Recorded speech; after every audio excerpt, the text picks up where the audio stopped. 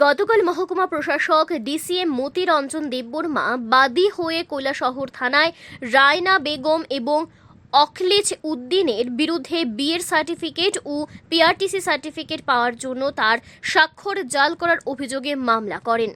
জানা যায়, রায়না বেগম অনলাইনে বিয়ের সার্টিফিকেটের জন্য যে আবেদন করেছেন তার তারিখ হচ্ছে 13 সেপ্টেম্বর 2024।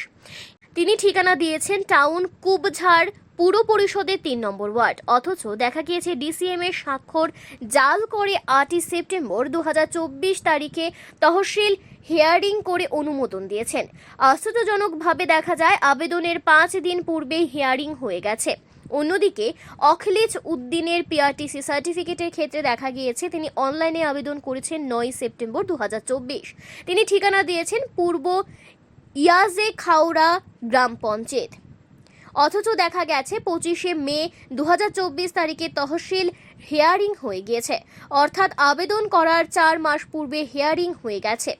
গোটা এই জালিয়াতির বিষয়টি বৃহস্পতিবার মহকুমা শাসক কার্যালয়ে ডিসিএম মতি রঞ্জন দেববর্মার নজরে আসলে আজ সকালে এই দুই ব্যক্তির বিরুদ্ধে তিনি কৈলাসহর থানায় একটি লিখিত অভিযোগ দায়ের করেন। এখন দেখার বিষয় এই সমস্ত ঘটনার সাথে কারা জড়িত রয়েছে তা কত দ্রুত খুঁজে বের করে প্রশাসন।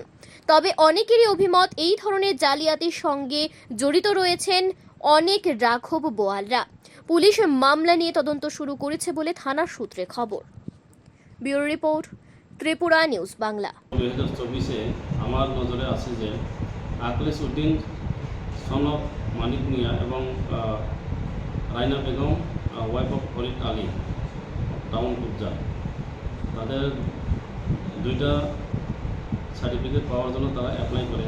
আখলিছ উদ্দিন 9/9/2024-এ অনলাইন আপডেট করে পিআরটিসির জন্য।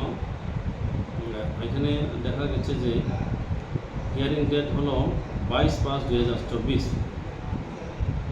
আরেকজন রায়না বেগমের ম্যারেজ সার্টিফিকেটের জন্য অ্যাপ্লাই করেছিলেন 13/9/2024, হিয়ারিং ডেটে আছে 8/9/2024। তো এটা কোনো মতেই সম্ভব না। তো এই দুইটি সার্টিফিকেটের জন্য যে অ্যাপ্লিকেশন দেওয়া হয়েছিল সেটা দুটোই আমার সিগনেচার জাল করা হয়েছে। তো এই বিষয়ে কি থানায় কোনো এফআইআর দাখিল করেছে? ওই দুইজনের বিরুদ্ধে আজকে 21/9/2024 তারিখে আমি কৈলাসহর পিএসে এফআইআর করেছি।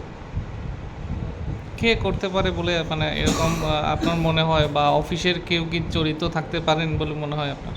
না, অফিস থেকে তো সেরকম আপলোডের কোনো ব্যবস্থা নেই।